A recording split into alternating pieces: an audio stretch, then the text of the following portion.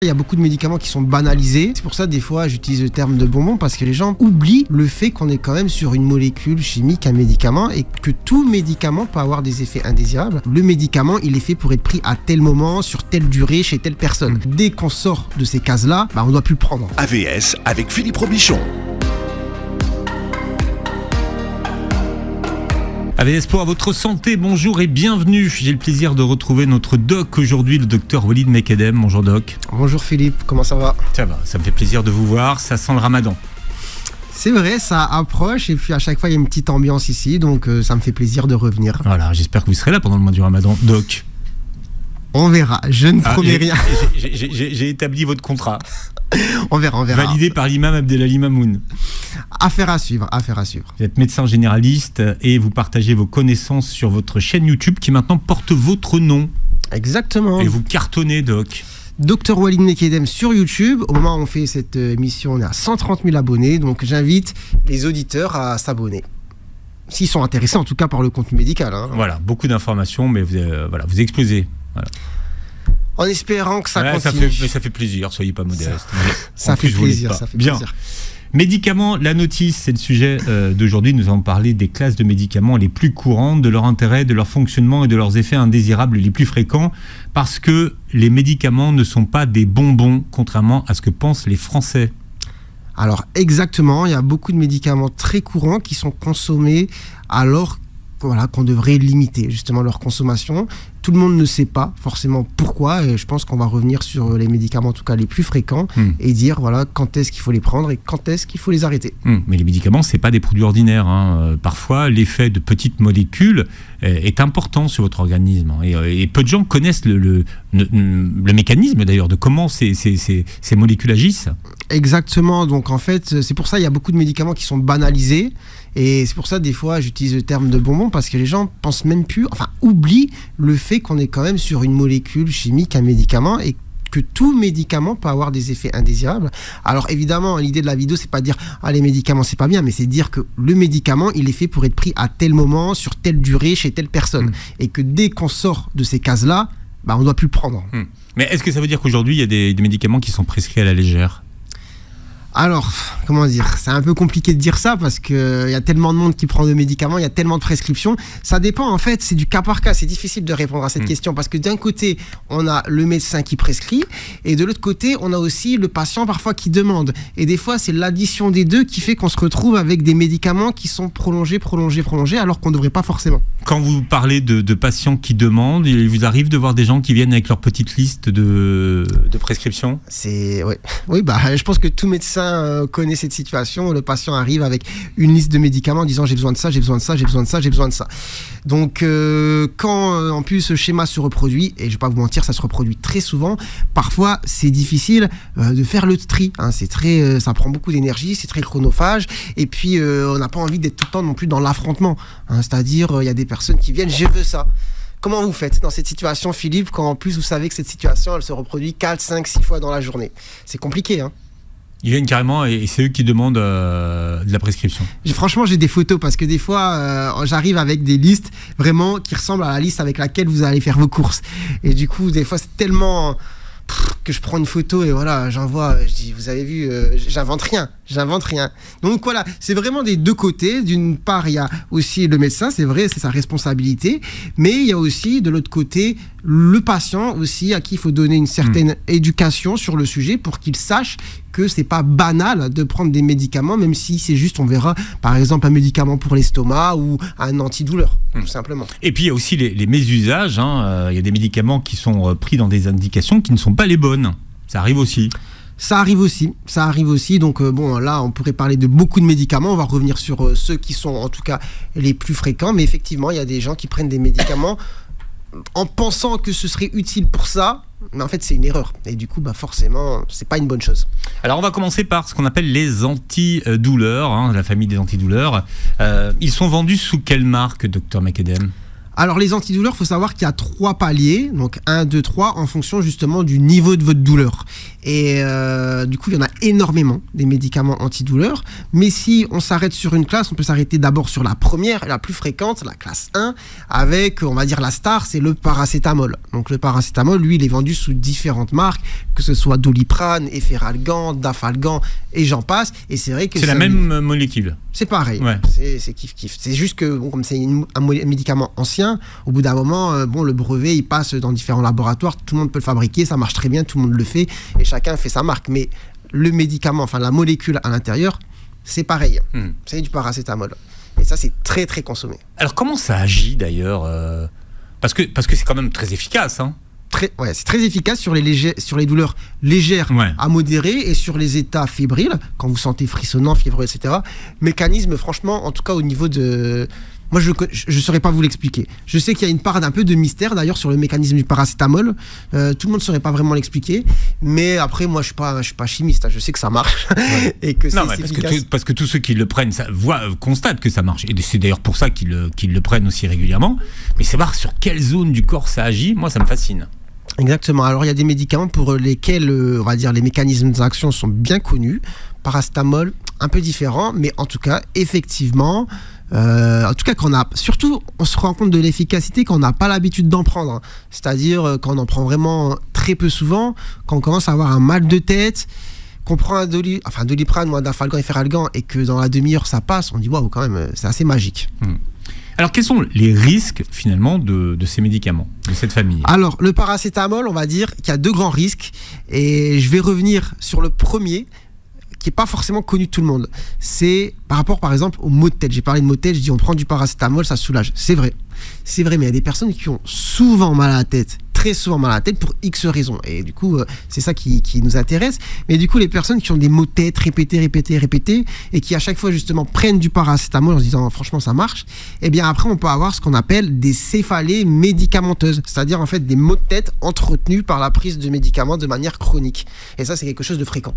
D'accord, et ça, les gens ne le savent pas. Et donc, ils entretiennent le cercle vicieux. On risque de chroniciser la douleur. Exactement. Voilà, les céphalées médicamenteuses, ça s'appelle.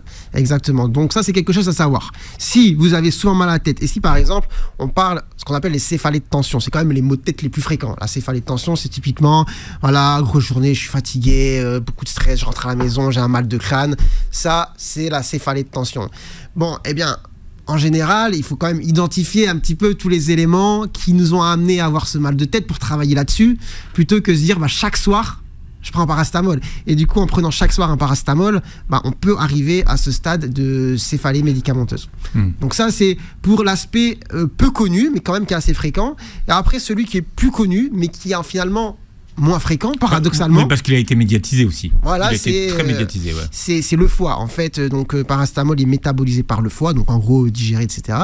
Et à une certaine dose, il est toxique pour le foie. C'est pour ça, d'ailleurs, en France, si vous prenez n'importe quelle boîte de paracétamol, peu importe la marque, vous allez avoir 8 cachets à l'intérieur. Enfin, si c'est du 1 gramme. Si c'est des cachets de 500, vous en aurez 16 à l'intérieur.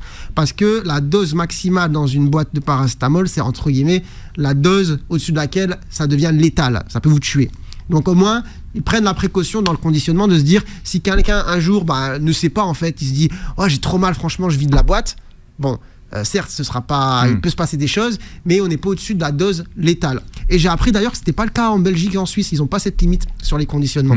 On peut avoir 50 cachets dans une boîte. Mais la posologie pour une journée, c'est pas 8 cachets pourtant. Non, en fait, on peut monter sur 24 heures à 4 grammes. Donc, en gros, on préconise quand même 3 parce que 4, c'est sur 24 heures. On va dire que sur une journée où vous êtes éveillé, il faut s'arrêter à 3. Maintenant, si dans la nuit, vous n'êtes pas bien, vous pouvez prendre un 4e. Et après, au-dessus de 4, on est sur des doses quand même de surdosage. Mais là, il y a toujours une histoire de variabilité individuelle. Tout le monde ne réagit pas de la même manière. Donc, quelqu'un va prendre 5-6 grammes, donc c'est déjà trop, mais peut-être qu'il ne va rien lui arriver et quelqu'un d'autre va avoir des lésions au niveau du foie. Par contre, ce qu'on sait, c'est qu'au-dessus de 8 grammes, là, le foie, paf, ça peut exploser, littéralement, mais enfin littéralement, c'est-à-dire vraiment, on arrive sur un stade d'hépatite fulminante. Le foie est out et du coup, greffe de foie. Il n'y a pas le choix. Alors, donc ça, c'était pour la classe 1. Exactement. Il y a une classe 2. Classe 2. Alors, dans la classe 2, il y en a plusieurs, mais il y en a un qui est très connu, c'est le tramadol. Tramadol, donc le problème du tramadol, c'est qu'il est addictogène. Oui, et c'est de la même famille que la... Je pense Non. que vous voulez dire la morphine, c'est Ouais, ça? ouais. Mais c'est pas la même famille. Non, c'est En pas fait, la c'est famille un que la morphine. dérivé des opiacés. D'un point de vue pharmacologique, chimique, ça agit pas vraiment de la même manière. Mais ça s'apparente. Ça s'apparente.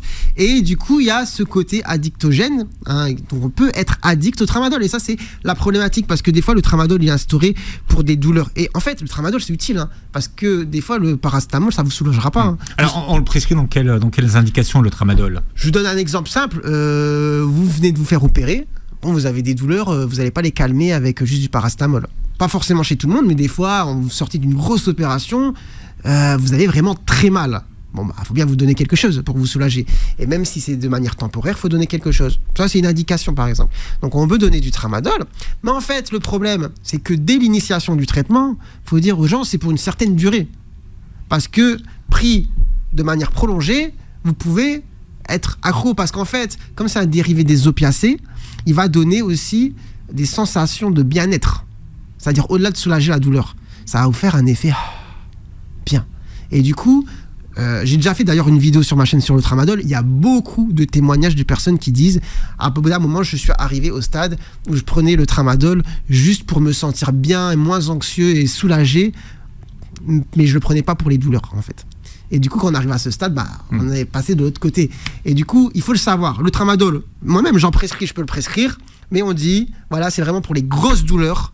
Et c'est vraiment de manière ponctuelle ou sur une courte durée. Dès que ça va mieux, on arrête. Mais vous le prescrivez de façon détendue ou ça vous embête de prescrire du tramadol? Non, je ne vais pas vous mentir, je prescris de manière détendue. D'accord. Parce que je sais ce qu'il faut dire.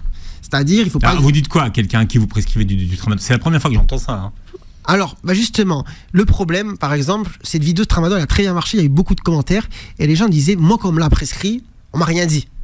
Donc, en fait, je sors de l'hôpital, je me suis fait opérer, j'ai des grosses douleurs, on m'a donné une ordonnance valable pour 1 mois, j'ai du tramadol, et je me retrouve à en prendre tout le temps, parce que, je sais pas, c'est un antidouleur, on m'a donné ça, je suis pas médecin, je le prends. Et après, des fois, on entre dans le cercle de trucs. Moi, je suis médecin généraliste, je vois des personnes. Je vais voir quelqu'un, par exemple, qui va faire quel exemple je peux donner? Voilà, une grosse sciatique. Voilà, une grosse sciatique. Le mec, il en peut plus, il est plié en deux. Doliprane, ça fait rien. Il prend des anti-inflammatoires, ça soulage un peu, mais voilà, il faut quelque chose quand même qui le calme bien, qui va durer sur la journée. En plus, tramadol, il y a des formes à libération prolongée, voilà, qu'on peut prendre, qui vont être efficaces sur 12 heures. Ok, vous allez prendre ça, mais on reste 4-5 jours max. Ok, on prend pas plus. Mais je le donne parce que la personne, moi, mon but, c'est de soulager sa douleur. La douleur, ça rend fou. D'ailleurs, ce serait bien une émission, Philippe, sur la douleur. La douleur peut vous rendre fou. Ça, c'est un bon sujet. Mais la douleur, c'est très personnel, en fait. Il y a des gens qui sont très résistants à la douleur, et il y a des gens qui ne sont pas du tout résistants. Et donc, c'est vrai que c'est très personnel, hein, la façon dont on ressent la douleur. C'est personnel, ça dépend aussi du contexte psychologique, de l'état dans lequel on est, enfin de beaucoup de choses. Mais enfin bref, pour revenir à notre histoire, bon, les gens, faut les soulager.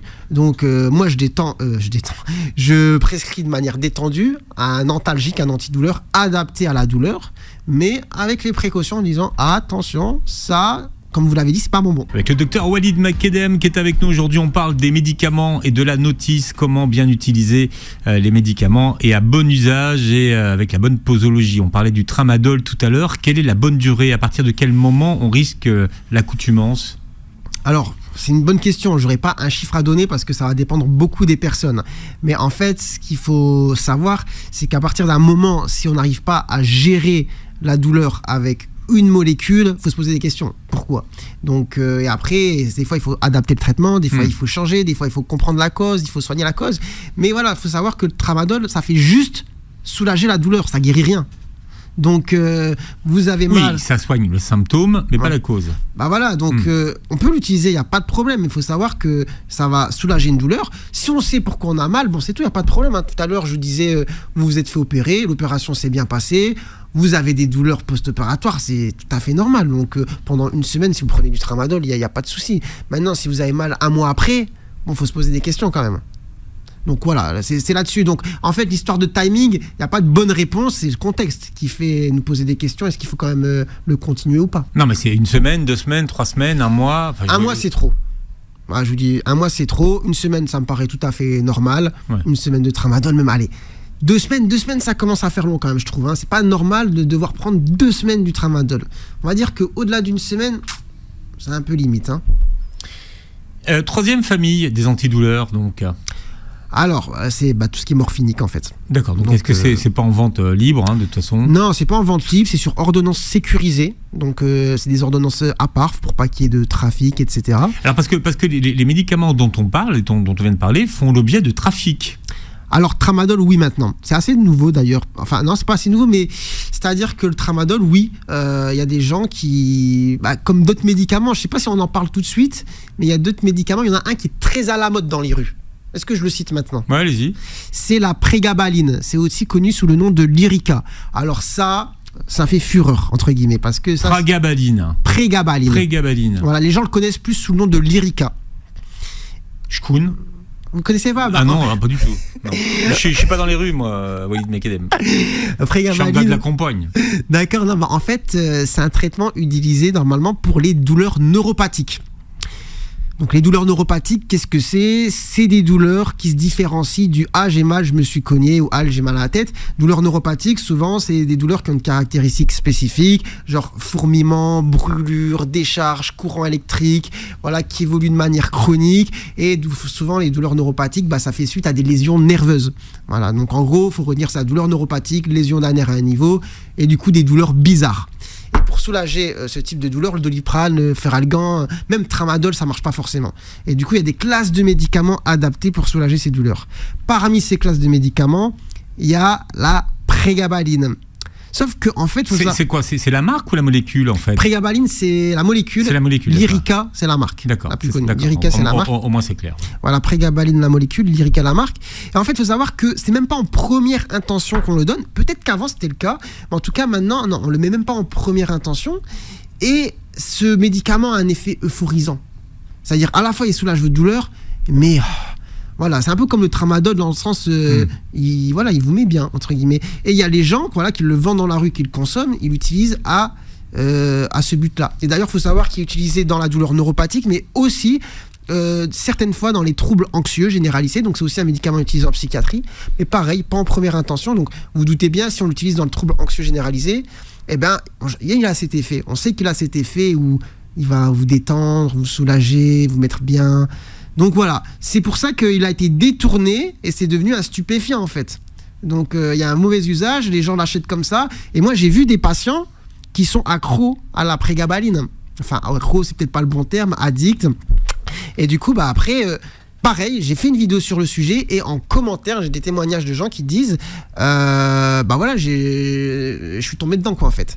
Et d'ailleurs, pour revenir juste sur Tramadol, il y a des gens qui ensuite ont des traitements de substitution pour arrêter. C'est-à-dire, par exemple, vous voyez, il y a les personnes qui étaient accros à l'héroïne, quand elles arrêtent, maintenant elles sont sous méthadone ou buprenorphine, c'est le Subutex. Tramadol, c'est pareil. Si vous êtes accro au Tramadol, si on vous arrête comme ça d'un coup... Donc il y a un syndrome de sevrage, c'est ça? Exactement. D'accord. En gros, vous pouvez pas arrêter comme ça. C'est-à-dire... c'est comme les corticoïdes en fait. Ouais, c'est-à-dire que le corticoïde, on va pas mettre quelque chose pour le remplacer, on va devoir l'arrêter doucement. Mais le Tramadol, si vous l'arrêtez brutalement, paf, c'est comme quelqu'un qui doit boire et qui arrête de boire d'un coup, il va faire un syndrome de sevrage. Donc, pour éviter cette souffrance et pour pouvoir arrêter le médicament tout de même, on est obligé de mettre des médicaments de substitution, comme par exemple la méthadone ou le Subutex, histoire d'arrêter tranquillement, comme ça on enlève le Tramadol, on prend le Subutex un certain temps, après on prend plus rien. Mais si on arrête d'un coup Tramadol... Oui, tout ça pour dire que prendre ces médicaments, c'est pas anodin. Ah non, c'est pas anodin du tout, faut le dire. Si c'est pour se taper un syndrome de sevrage derrière, exactement. C'est pas anodin. Le prégabaline dont vous parlez, il fait partie de la classe 3 des antidouleurs ou pas du tout? Non, c'est pas du tout un médicament de la classe des antidouleurs. D'accord. Prégabaline, c'est un antiépileptique. D'accord. Voilà, j'ai oublié de le dire peut-être, mais dans les douleurs neuropathiques, donc on utilise deux types, en gros les deux grandes familles utilisées, c'est les antidépresseurs et les antiépileptiques. Mais dans les antiépileptiques, on préfère mettre ce qu'on appelle la gabapentin par exemple, ce qui est appelé Neurontin aussi, mais en fait, ce prégabaline Lyrica, c'est passé vraiment après quoi, en mode ça n'a pas marché, ça n'a pas marché, ça n'a pas marché, bon, on teste. Voilà, on teste, mais oui voilà, donc c'est vraiment pas un médicament anodin, c'est prescrit dans certaines indications, et dans ces indications, c'est même pas prescrit en premier. Donc voilà, faut le savoir quoi, c'est important de le savoir. Bien, donc à part les médicaments morphiniques pour les douleurs, il y a d'autres choses? dont vous voulez nous parler non, ou pas, parce que après, sinon on passe à autre chose. docteur. Passons à autre chose. On va parler des benzodiazépines. Donc les benzodiazépines, ça appartient à la famille des anxiolytiques. Voilà, exactement. Les benzodiazépines sont une famille justement d'anxiolytiques. Et donc, que dire sur le sujet? Alors les marques, déjà, on les connaît sous quelle marque? Ça va parler à beaucoup de monde. Xanax, Lexomil, Seresta, Temesta, ça fait déjà pas mal. Après, Noctamide, enfin bref, vous voyez, il y a beaucoup Soyez poli, si vous voulez. Ça, c'est les noms de marques, mais en fait, les noms de molécules, ça finit toujours en âme. Donc, oxazépam, lorazépam, alprazolam, vous voyez, tout ce qui finit en âme, c'est des benzodiazépines. Bien.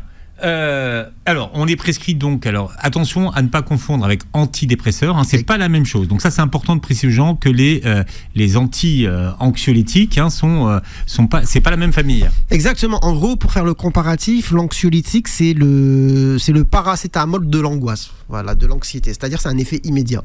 Vous êtes très anxieux, vous prenez ça direct.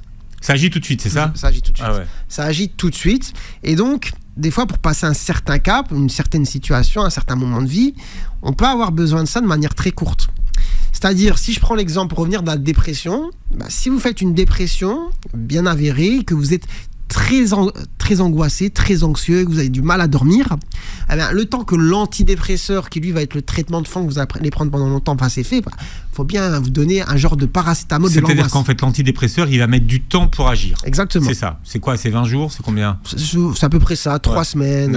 Voilà. Donc, entre-temps, vous allez donc passer sous les autres traitements. Voilà. Tout le monde ne va pas le faire, mais ça dépend en fait des symptômes. Parce que je parlais d'angoisse dans la dépression, c'est pas forcément tout le monde qui présente des grosses angoisses en étant déprimé. Il y en a, ce sera plus la tristesse de l'humeur, le fait d'avoir une perte de motivation, enfin plein d'autres symptômes. Mais chez certaines personnes, l'angoisse sera très marquée.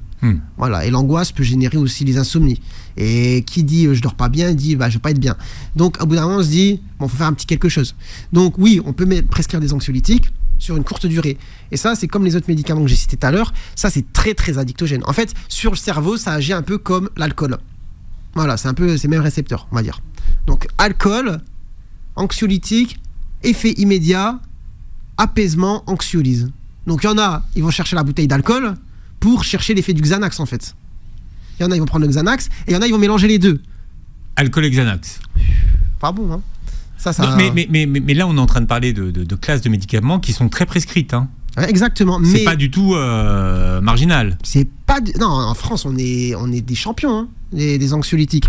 Donc je dis pas que c'est des médicaments qu'il faut pas prendre du tout. Je dis faut savoir que on peut devenir addict, d'accord. Que 2, si justement on est addict, pour les arrêter, c'est comme quelqu'un qui prend de l'alcool, il peut pas arrêter comme ça, il va faire un syndrome de sevrage.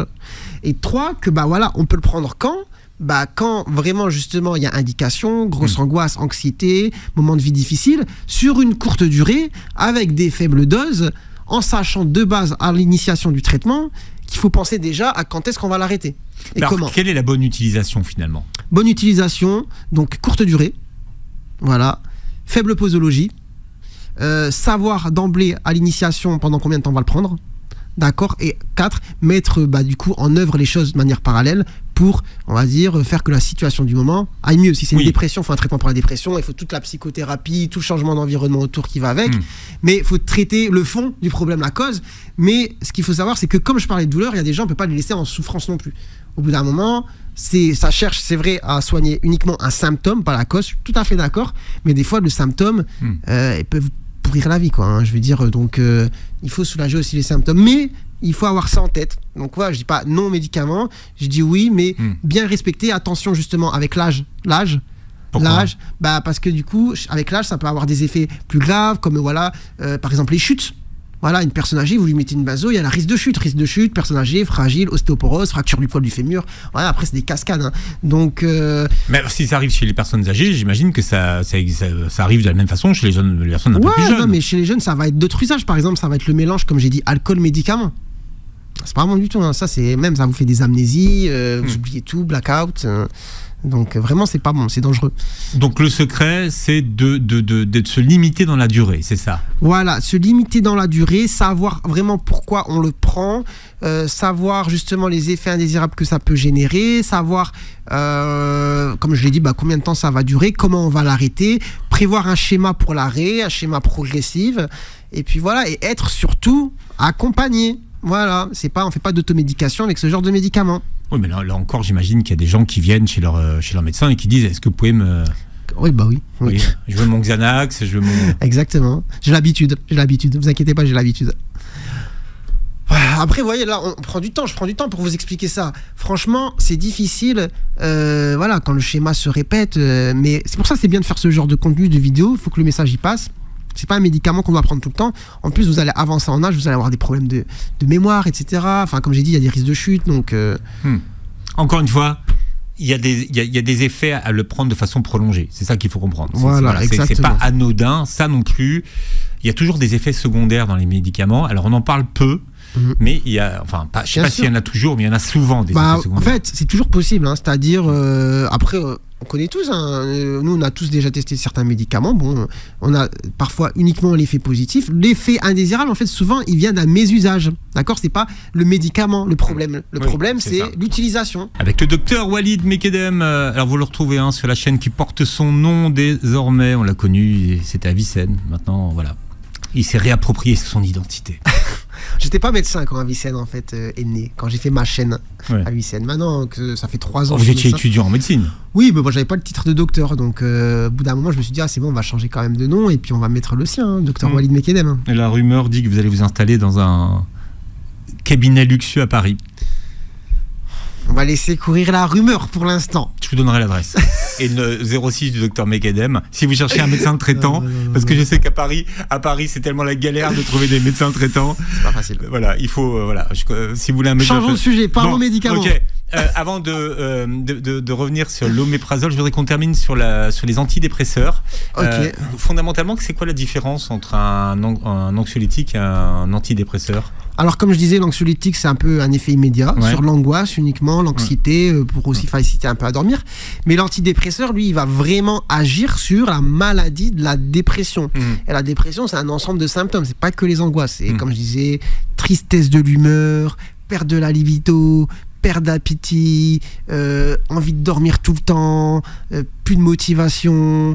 Vous voyez, à ça, on peut rajouter l'angoisse, l'anxiété, les idées noires. Ça, c'est la dépression. Vous voyez ? Donc, traitement de fond de cette maladie. D'accord. Et ça va prendre du temps à agir. D'accord ? Et donc, il faut un traitement, ça se prend qu'une fois par jour.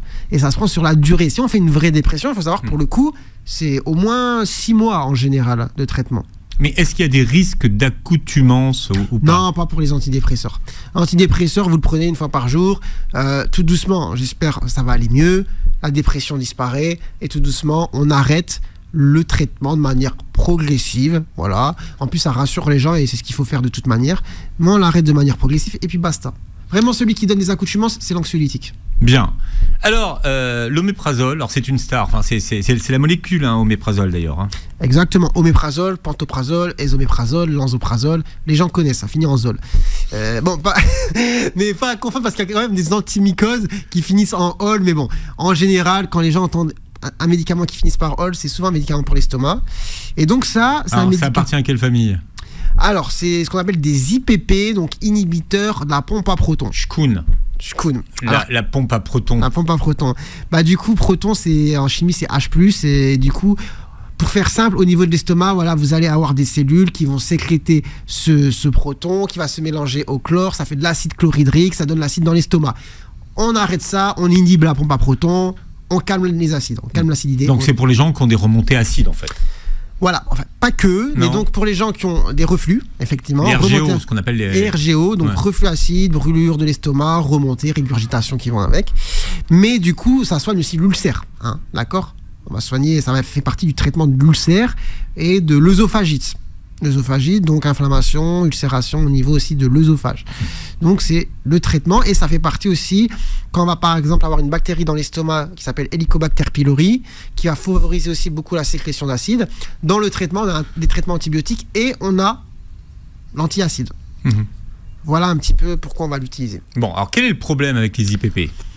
Les gens le prennent tout le temps.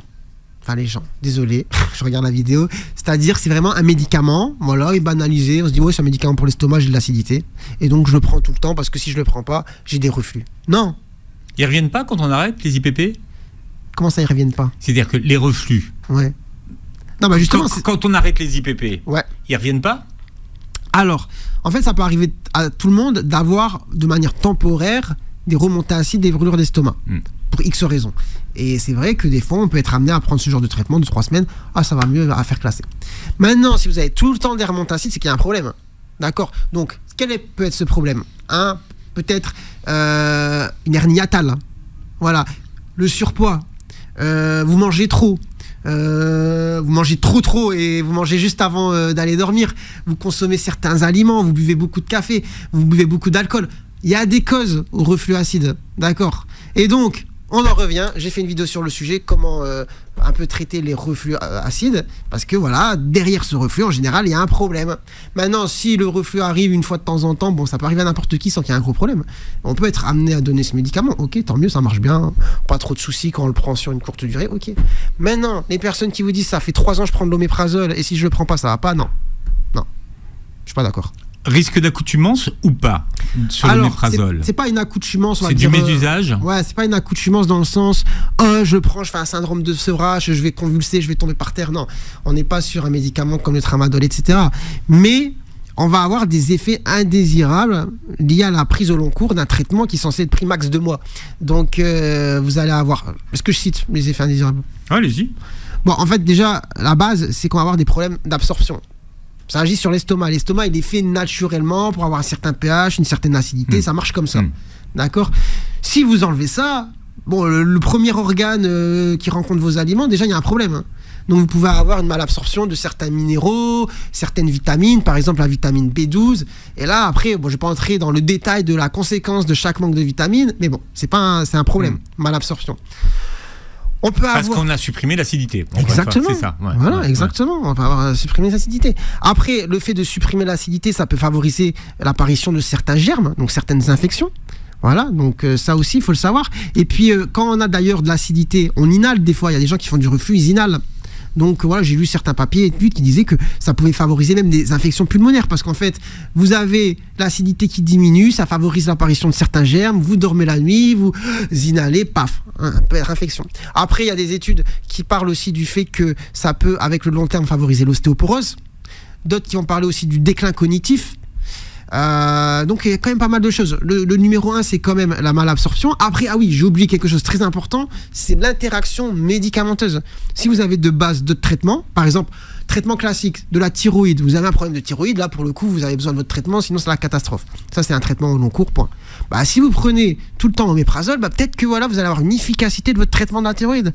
Pourquoi tout le temps ma TSH elle est tout le temps pas bonne, je dois monter mon traitement, non. Parfois, peut-être il suffit juste d'enlever un médicament qui fait qu'on absorbe moins bien le traitement ou qu'on a une interaction, on soulage. L'interaction médicamenteuse pour tout le monde, c'est c'est quand 2 médicaments s'entendent pas trop, quoi, en fait. Non, mais c'est surtout que l'un annule l'effet de l'autre. Voilà, annule ou major, c'est possible. Ouais, ou major, ouais. Donc, mais ça, c'est important parce qu'on n'en parle pas assez. On sait que le pamplemousse, par exemple, était un... Ouais, par exemple, pour la pilule. Oui, le pamplemousse, fait attention au pamplemousse et au jus de pamplemousse. J'ai une histoire comme ça, une dame qui est tombée enceinte sous pilule. Elle mangeait beaucoup de pamplemousse. Oui, donc c'est pour ça. Mine de rien, quand vous prenez des traitements, il y a des interactions médicamenteuses et qu'on ne soupçonne pas. Ou alimentaire, parce que pamplemousse, c'est un aliment. Pareil, les gens qui prennent des anticoagulants AVK, ceux qui mangent beaucoup de choux et tout ça, des fois, surdosage ou sous-dosage, peu importe, mais en tout cas, il y a une interaction avec le chou. Bizarre, hein. En plus, ça fait des flatulences. Non, ce que vous avez fait avec votre bouche, mais que personne n'a vu, donc ils vont voir en vidéo. Je vous dénonce, docteur Mekedem. Un médicament, il y a les médicaments qu'on prend au long cours, même si j'ai l'impression qu'il a moins la cote d'avant, justement à cause du paracétamol, c'est l'aspirine. Quels sont les risques de prendre de l'aspirine ? Alors déjà, quelle est la molécule de l'aspirine ? Alors, c'est... comment ça se prononce déjà ? Acide acétylsalicylique. Ouais. Voilà, acide acétylsalicylique. Donc l'aspirine, alors plusieurs propriétés. Aspirine, ça dépend du dosage. Antidouleur, antifièvre, anti-inflammatoire. et anti-agrégant plaquettaire, c'est-à-dire que ça joue sur le sang. Donc en gros, ça évite de faire des cailloux. Donc, à quelle question là je dois répondre exactement ? La question, c'est de savoir quel est le risque de prendre de l'aspirine au long cours et à quoi doit-on faire attention quand on prend de l'aspirine ? Alors, très bonne question, parce qu'en fait, il y a une indication, il y en a plusieurs, à prendre l'aspirine au long cours. Et là, vous ne pouvez pas trop y échapper. Si vous avez déjà fait un accident cardiovasculaire, que vous avez fait un AVC, que vous avez fait un infarctus, que vous avez de l'artérite au niveau des jambes, que vous avez déjà eu un geste où on vous a mis un stent quelque part dans une artère, vous n'avez pas le choix. Vous devez prendre l'aspirine, sinon il y a un moment... Pour fluidifier le sang. Voilà. D'ailleurs, j'aime pas trop ce mot parce qu'en fait, c'est pas que ça fluidifie le sang, c'est que ça évite que les plaquettes s'agrègent à un certain endroit pour former un caillou. Vous vous coupez, ça sort, les plaquettes arrivent, boum. Voilà, c'est fini. Si vous prenez de l'aspirine, ça va être compliqué. Mais c'est le principe même de l'infarctus. Vous avez la tuyauterie qui est tellement abîmée que quand le sang passe, le flux fait que les plaquettes s'agrègent, bam, il y a un caillou. Donc si déjà ça vous est arrivé d'avoir un infarctus, un AVC, que vous avez de l'artérite, on sait que la tuyauterie elle est pas bonne. Si on met pas d'aspirine, au bout d'un moment il va y avoir une récidive quoi. Donc l'aspirine, si vous êtes dans ces indications, ça fait partie du traitement au long cours. Mais alors pourquoi qu'il faut éviter de prendre par exemple de l'aspirine, Dr Macadam, quand on a une infection ? Alors, bonne question, mais je reviens juste un peu en arrière, parce que j'ai donné l'indication pour le long cours, mais il y a des gens qui se disent, bah du coup, moi je veux éviter que ça arrive, les infarctus AVC, je ne veux pas attendre que ça arrive avant d'en prendre. En préventif. Voilà, en préventif. Et ça, c'est la question. Est-ce qu'on doit prendre l'aspirine au long cours en préventif ? Eh ben, la réponse est non. Donc en plus, c'est assez récent, hein, il y a eu les... Enfin bref, je ne vais pas entrer dans les détails, mais en gros, il y a plus de risques de saigner, du coup, si vous est jamais arrivé quelque chose, que d'avoir un bénéfice. Si vous êtes bien, vous êtes en bonne santé, vous pétez la forme, bon, prenez pas de l'aspirine au long cours, vous avez plus de risques qu'un jour ça vous fasse saigner, par exemple, vous allez tomber, vous allez vous cogner la tête, paf, vous allez faire une hémorragie cérébrale parce que vous prenez de l'aspirine. Ça n'a pas de sens.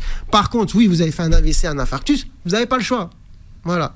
Donc voilà pour répondre à la question. Pas d'aspirine au long cours en prévention primaire si vous n'est jamais rien arrivé. Et par contre, obligatoire en prévention secondaire si vous arrivez quelque chose. Donc ça, de toute façon, c'est prescrit. Maintenant, pour les infections, quels sont les risques ? Alors, bonne question. Aspirine, c'est une action anti-inflammatoire. Or, l'inflammation permet de lutter contre l'infection. D'accord ? Donc, si vous avez une infection, que vous supprimez l'inflammation, bah, vous allez faire flamber l'infection. Tout simplement. Donc, en fait, quand vous avez une infection et que vous avez soit des douleurs, soit des fièvres, on revient sur une classe de médicaments dont on a parlé tout à l'heure, paracétamol. Voilà, il n'y a pas de risque. Vous prenez ça, vous calmez, tranquille. Ouais. Maintenant, vous prenez aspirine, vous prenez des médicaments anti-inflammatoires, type ibuprofène, kétoprofène et tout ça, paf. L'exemple typique, c'est rage de dents. J'ai une rage de dents, je prends un ibuprofène, ça va me calmer, oui, ça va vous calmer sur un certain temps, mais pour peu qu'en fait il y avait un début d'infection, paf, abcès dentaire. Gros classique, hein.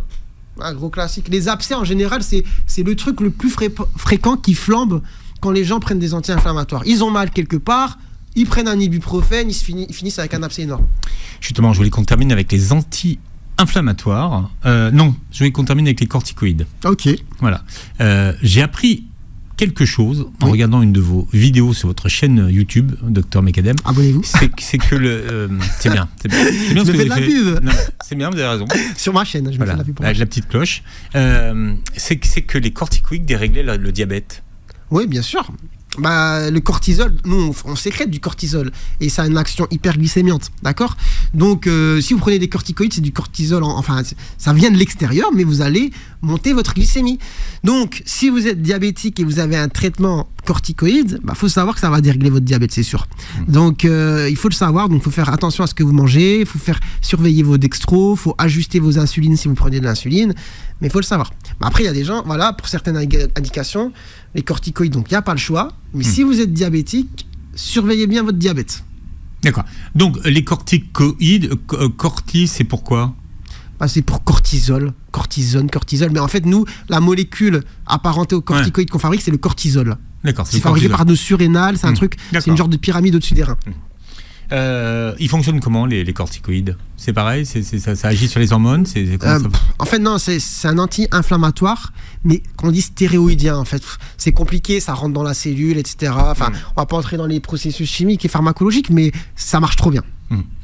Alors pourquoi je voulais qu'on parle des corticoïdes ? C'est parce que là aussi, ce sont des médicaments qu'on ne peut pas arrêter du jour au lendemain. Voilà. Enfin, à nuancer, si vous le prenez sur une très courte durée, genre 3-4 jours, Oui. Vous arrêtez d'un coup. Si ça fait plus de 2 semaines, 3 semaines, un mois que vous prenez des corticoïdes, non, vous pouvez pas. Parce qu'en fait, comme je vous ai dit, vous en fabriquez de base. Donc, vous fabriquez ça avec vos surrénales. Maintenant, si vous ramenez une grosse dose, parce que quand on en prend par la bouche, c'est pas des doses physiologiques, hein, c'est des doses médicaments. Le cerveau il dit oulala, il y a beaucoup de corticoïdes dans le corps, je mets en pause la machinerie, on met en pause les surrénales. Sauf que cortisol c'est indispensable au fonctionnement. Ça veut dire qu'on le fabrique plus. Vous fabriquez plus. Voilà, vous mettez en pause. L'organisme se met en mode en pause. feignant. Vous arrêtez d'un seul coup les corticoïdes, paf, vous faites ce qu'on appelle une insuffisance surrénalienne aiguë, c'est-à-dire les surrénales qui étaient censées en fabriquer pour que votre corps fonctionne, parce que le cortisol vous en fabriquez tout le temps, sinon vous mourrez, et il y en a plus. C'est la catastrophe. Donc comment on s'arrête ? Avec des doses décroissantes, progressives. Voilà, au fur et à mesure. Mais en gros, il ne faut pas se poser cette question en dessous d'une semaine de traitement. On se pose cette question pour des maladies chroniques, avec des fortes doses. Voilà, je sais pas, par exemple, la sarcoïdose, pour les gens ne connaissent peut-être pas, mais le traitement, ça va être des corticoïdes pendant 1 an, voire plus. Au bout d'un moment, quand on est guéri, on descend progressivement sur plusieurs mois. Docteur Walid Mekadem. Alors vous réécouterez l'émission en podcast sur beurrefm.net et puis sur toutes les plateformes qui reprennent l'émission. Vous verrez la vidéo sur notre chaîne YouTube Docteur Mekadem, parce que nous aussi nous avons une chaîne YouTube. Félicitations. Mais la vôtre cartonne, Doc, on est très fiers de ça. Merci. On vous a connu, vous aviez 1000 abonnés. Donc là maintenant vous en avez 130 000. Voilà, et des millions de vues par mois. Donc ça fait plaisir de voir que ça cartonne et que les gens adhèrent à vos contenus, Docteur Mekadem. Merci, abonnez-vous, vous êtes bienvenus. Et vous verrez donc la vidéo sur la chaîne de YouTube. Merci de nous avoir prêté vos oreilles et passez une très belle journée santé sur Beurre FM.